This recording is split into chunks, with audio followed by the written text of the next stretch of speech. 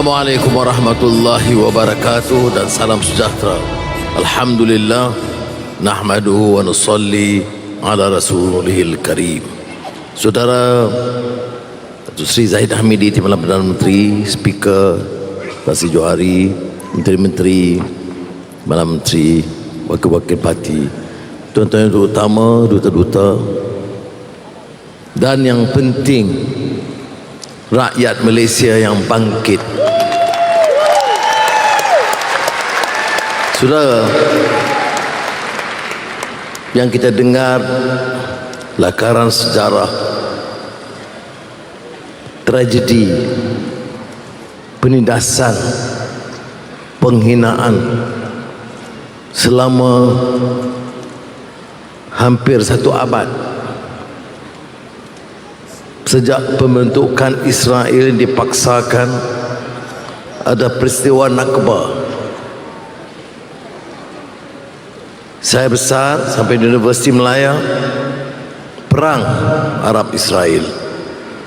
Kami mahasiswa-mahasiswa pada masa itu pergi ke jalan raya tahun 1973 menentang keganasan Israel dan kedutaan Amerika Syarikat, kerana Amerika Syarikat menyokong Israel menyebabkan keganasan terhadap negara-negara Arab. Excellency was referring to 1973. I led the demonstrations of students against the US Embassy at that time for the support to Israel in the aggression against the Arab world. Pada tahun 1983, Ketua Pejuang Palestin Yasir Arafat undang saya hadir ke Algiers untuk menyaksikan persidangan PLO yang menggabungkan semua badan-badan pejuang pembebasan Palestin. In 1983, I was invited by Yasir Arafat to go to Algiers to attend as a young man to observe the session organized by the PLO, comprising of all organizations. Saudara, pada masa itu tidak banyak negara selain negara Arab yang mempedulikan.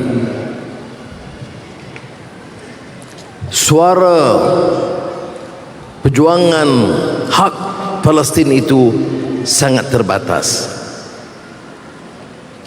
tidak dapat diputan, malah diserang bertubi-tubi.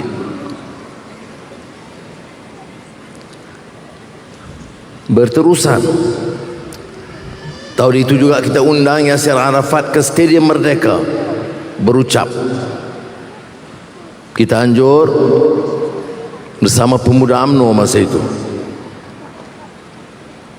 Maknanya perjuangan itu sudah sebati dengan perjuangan rakyat Malaysia.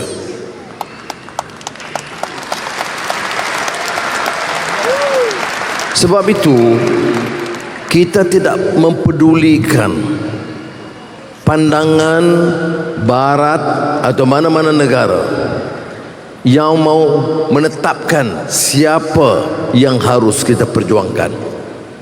Maka sementara kita bekerjasama dengan semua kelompok, termasuk Palestinian Authority, kita berjumpa Mahmud Abbas, kita tetap pertahan hak Hamas sebagai pejuang dalam gerakan membebaskan Palestin dan di Gaza.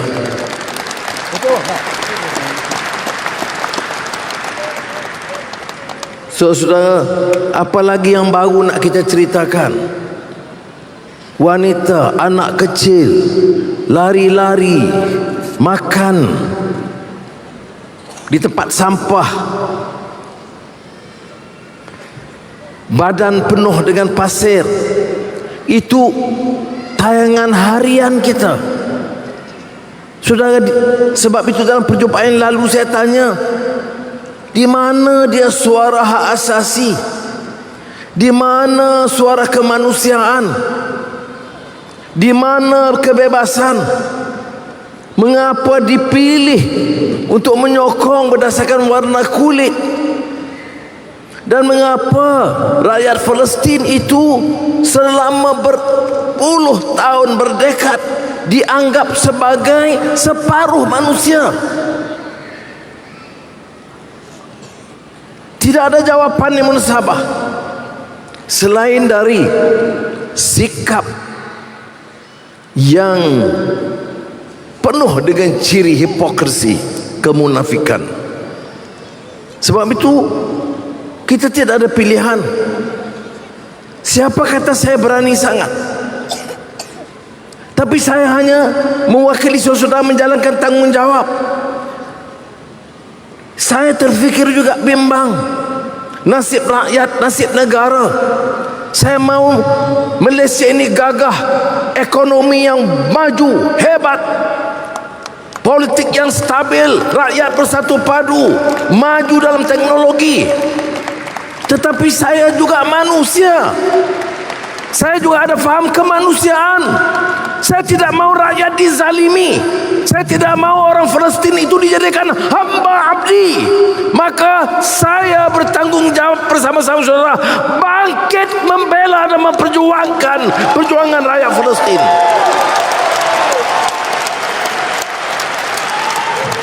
Sebab itu pada malam ini selain daripada pimpinan dari semua badan-badan bukan kerajaan, parti-parti politik yang kita undang semua, kedutaan-kedutaan dan duta-duta besar, saya ucap terima kasih kerana you have shown that magnanimity to support a just struggle, the aspirations of the Palestinian people. And let me tell you and reiterate this point, that we will never surrender.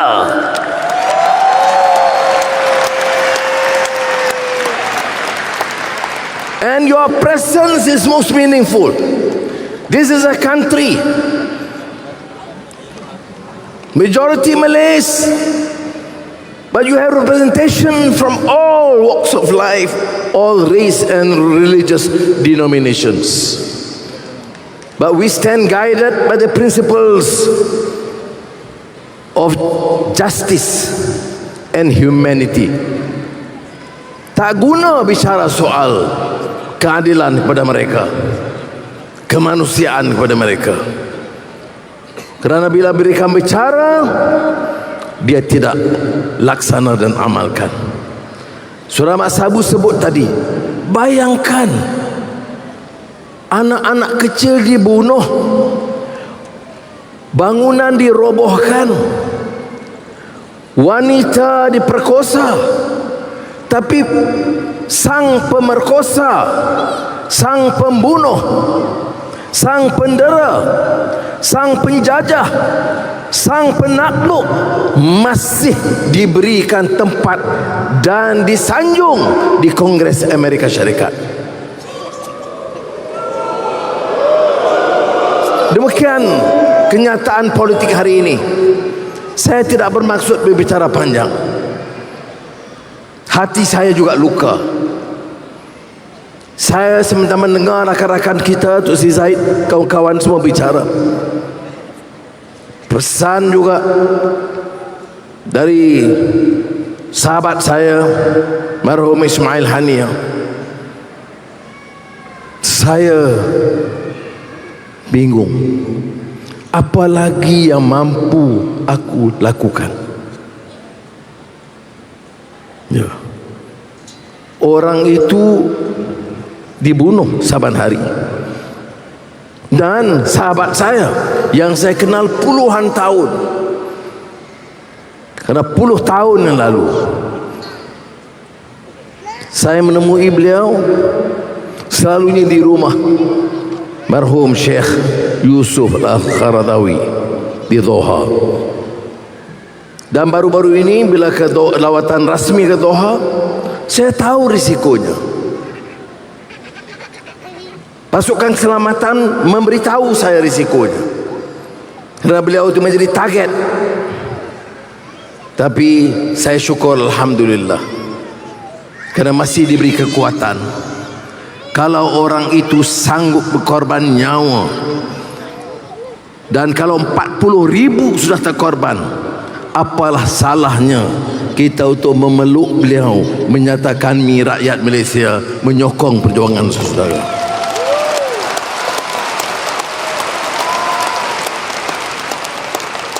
Jadi saya tidak berupaya bicara lebih dari itu, selain yang mengatakan insya-Allah kita akan lakukan sedaya upaya kita. Kita akan menyuarakan pandangan kita, tidak kira depan siapa. Kita akan bantu yang sakit, sama ada dirawat di sana atau dibawa kemari untuk diberi rawatan. Kita akan teruskan tanpa tolak ansur, saudara.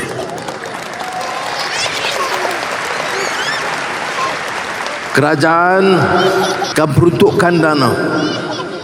Saya bincang dengan beberapa negara dan saya ucap terima kasih kerana kerjasama diberikan.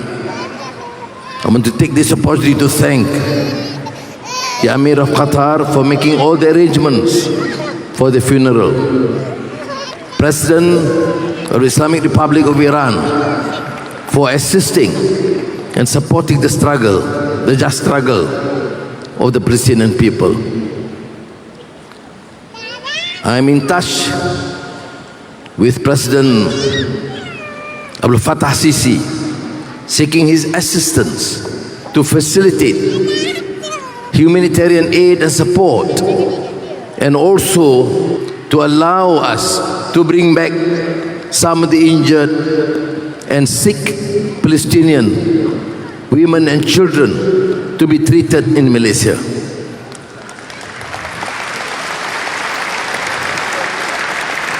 Saya menghubungi sahabat saya Tayyip Erdogan dan baru-baru ini Raja Bahrain, Syekh Muhammad bin Zayed, Muhammad bin Salman, untuk terus memberikan kerjasama dan dukungan, bantuan kemanusiaan dan apa juga bantuan, supaya jangan melemahkan semangat dan daya juang dan ruh jihad rakyat Palestin yang mau merdeka dan berdaulat.